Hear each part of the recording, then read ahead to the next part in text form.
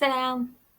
While no politician will openly claim that he values one life over another in terms of who has the right to live, it's pretty easy to tell who has the right to life in their framework and whose life lost is a byproduct tragedy that they are willing to accept. So when it comes to deflecting blame for funding and providing cover for and carrying out a genocide, at this point, 200,000, an estimated 200,000 Palestinian lives have been lost, slaughtered by the Western Empire. When Western politicians are confronted with their support, and let's make no mistake, they are war criminals, the way they justify their misdeeds, they don't even try to defend themselves. They go on the attack because for them, the lives they have cost and the people they have destroyed, the entire ethnic group they have destroyed, is not their goal. They're not interested in the welfare of that ethnic group. So if anything sad happens to anyone who happens to be innocent amongst that colonized group, it's very easy for them to blame the people within that group who are fighting them, who are fighting back against the genocide. And they will use the same terms they have always used, the same terms that the colonizer has always used. Um, the words might change, but the meaning is the same and the intent is the same, which is to dehumanize the victims. So, terrorist used to mean, used to be savage, barbarian, whatever you want to call it. There's a group of people who do not have a right to use violence to defend themselves, even if they're being slaughtered, even if they're being occupied and oppressed. And there's another group of people who have a right to use violence, even against innocent civilians, um, and they're allowed to do it because they are the target audience. Like they are the ones whose right to life is assumed by default. So when you have this worldview, it's pretty obvious from the way you talk about civilian casualties. Um, so Zionists who are white supremacists who believe that they are entitled to colonize a land and ethnically cleanse the indigenous population off the land because they have a superior culture, you can hear the way they talk about Muslims and Arabs, and they will deflect by saying, here's some things they don't like about Islam or some things they don't like about Arabs. And even though their critiques are obviously bad faith and ill informed and racist and Islamophobic, let's assume for a second that their critiques were valid. Let's say they brought up a list of things that Arabs and Muslims had done wrong, because no civilization is perfect. They are using this to justify wiping out that civilization. They're not saying, here's my critiques, here's the flaws, here's what this civilization should work on. They're saying, no one who happens to be born into this civilization is a human with a life worth living. If they happen to die in our crusade to protect the lives worth living, so be it. It's a sad tragedy, a byproduct, but we're not really thinking of them as human. They're not going to say this directly. They're going to say, oh, of course, it's tragic, but we blame the victims, we blame the ones who are fighting back amongst this civilization.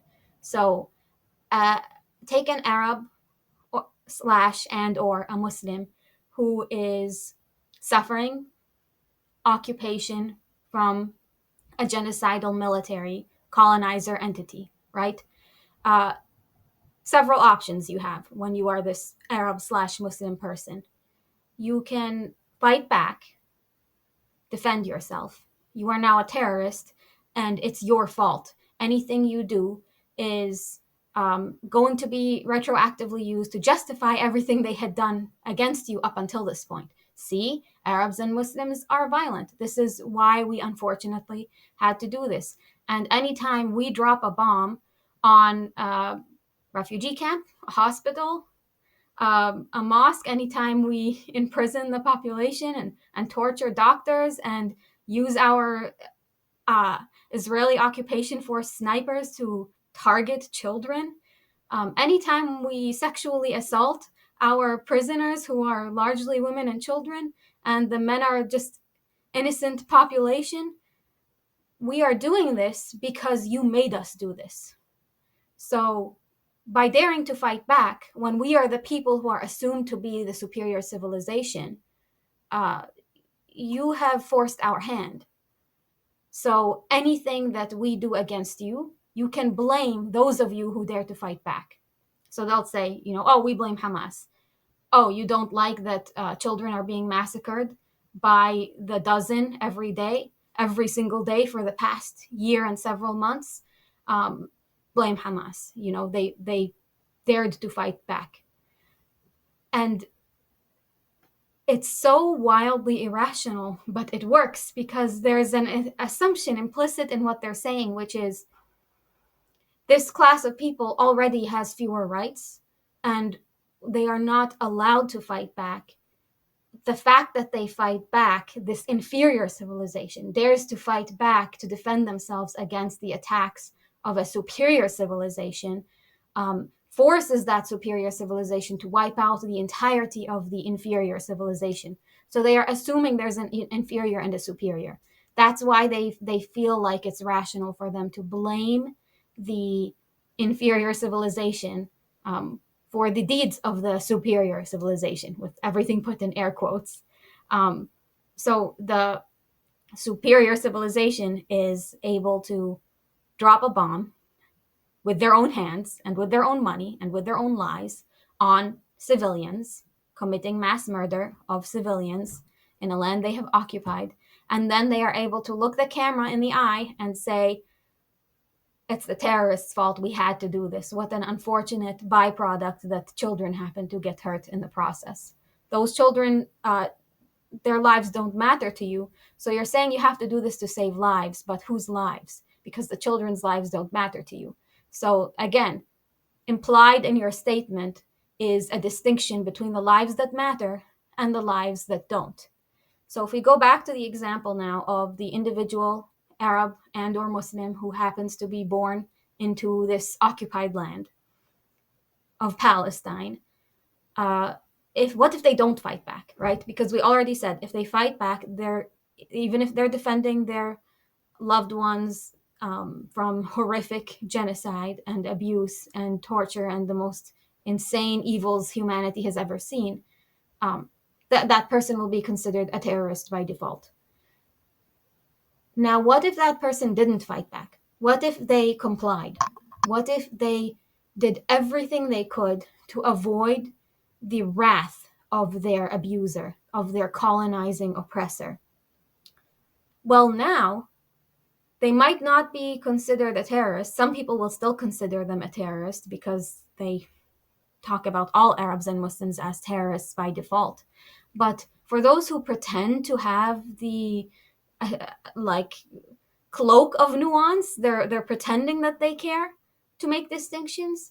They will say that Arab and or Muslim person is a tragic byproduct. The casualty of his or her life is just, what are you going to do? That it sucks for him to have been born into this inferior culture, and this is the consequence of that.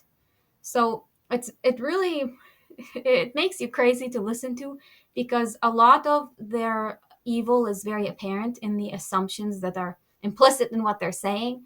But because we hear it enough, we let it slide. Like, the more you make an argument and you create words for it, like terrorist or human shield, the more insane things can be easily justified. The assumptions behind it being very unequal but hidden, and it changes our thinking when we hear them. So, taking the example of the human shields argument, This is one of the most common justifications the Western Empire uses to get away with mass murdering children.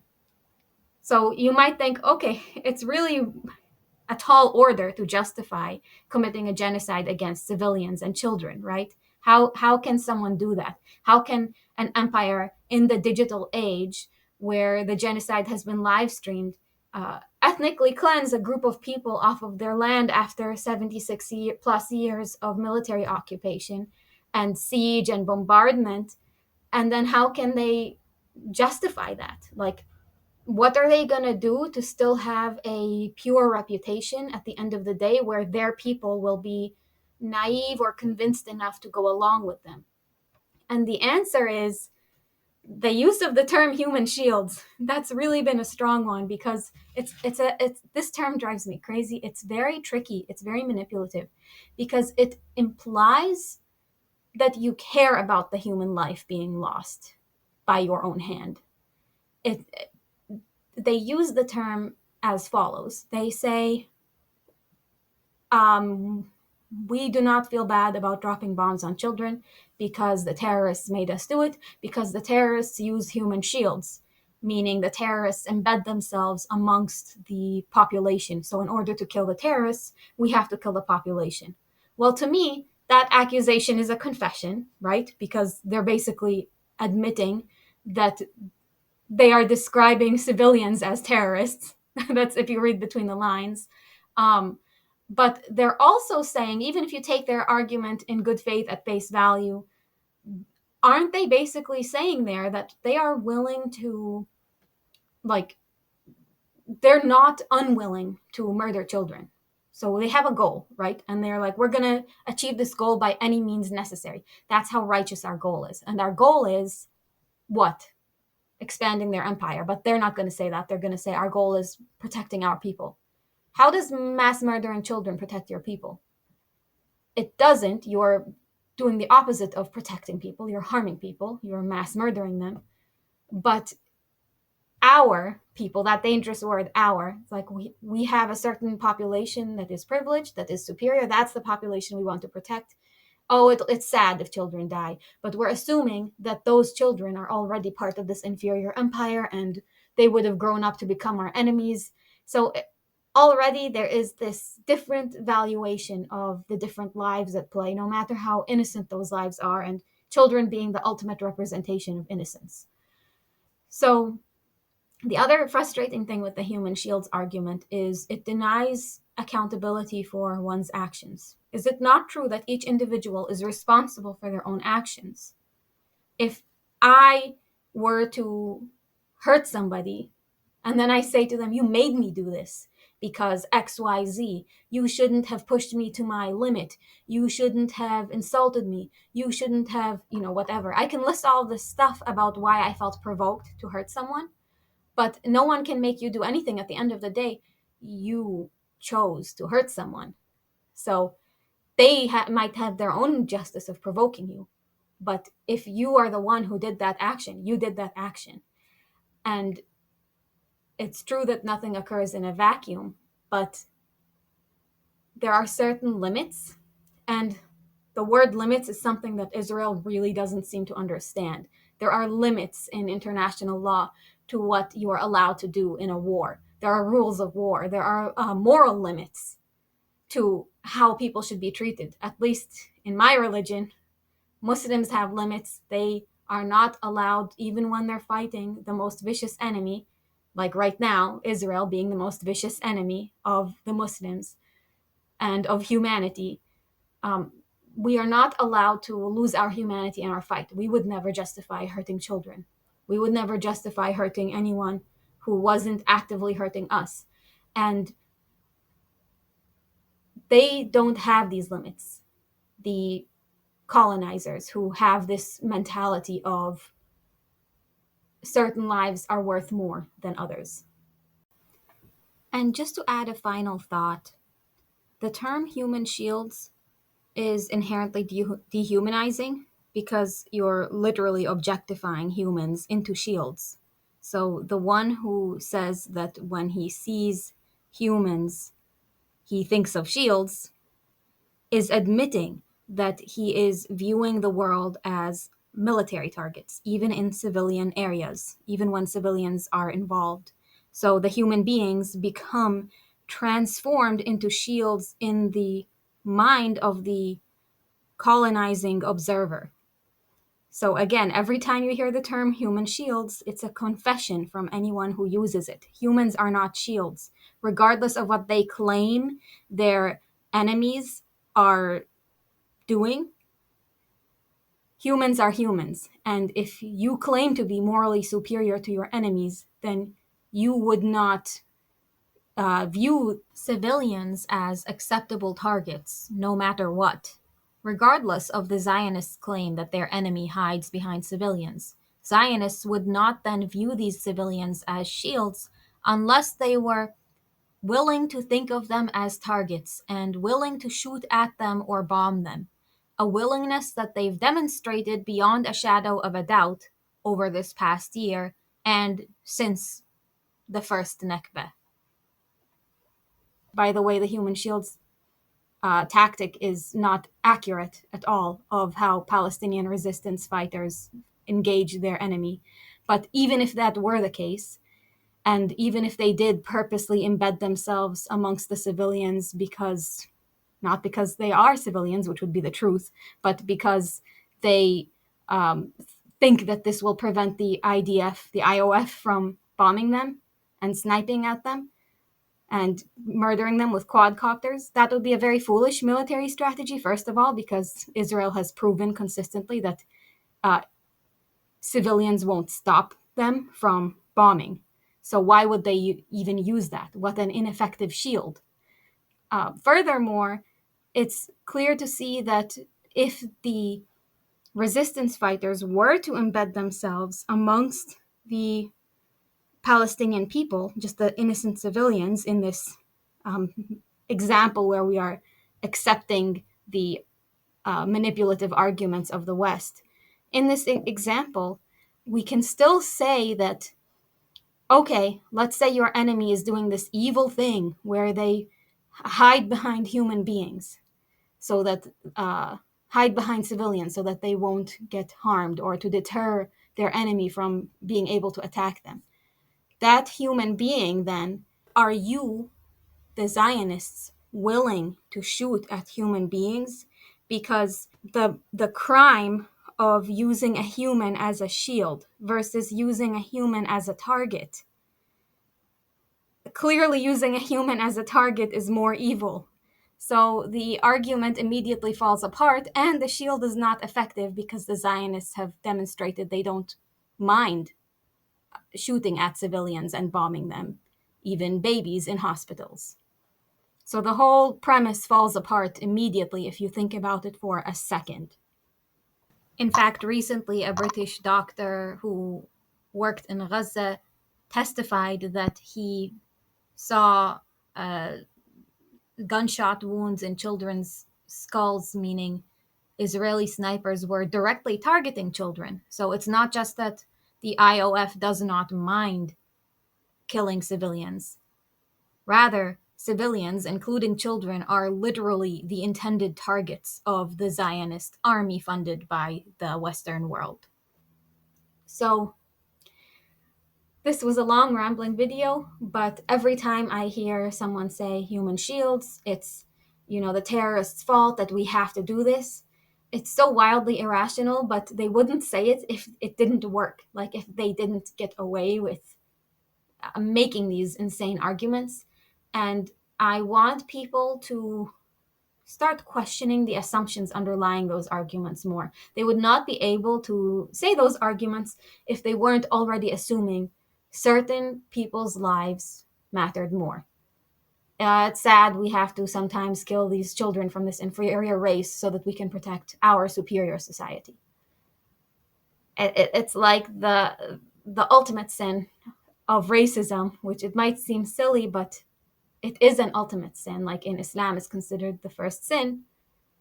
Iblis, Satan, refusing to bow down when God commanded him to bow down to Nabi Adam alayhi salam, saying, خلقتني من نار خلقته من طين, like I'm better than him because you made me out of fire, you made him out of clay. So saying that jinn are better than humans, purely on an arbitrary basis, that there is one group that is favored over the other, not through merit, not through their deeds, just by default. We're better. It's the most basic sin, and it's the one that we see behind all the evils in the world, pretty much. Uh, so it's really insidious, though, because almost everyone agrees racism is bad on paper, but almost everyone seems to accept a lot of the racist assumptions that inform our societies on a daily basis. So anyone who uses the human shields argument is a monster, and they are okay with the mass murder of children because certain children and certain human lives mean less to them by default, and they have already decided that. We see you and we know what you mean when you say it. And we look forward to testifying against you on the day of judgment. Inshallah, I have sufficiently testified against you here. Assalamu alaikum.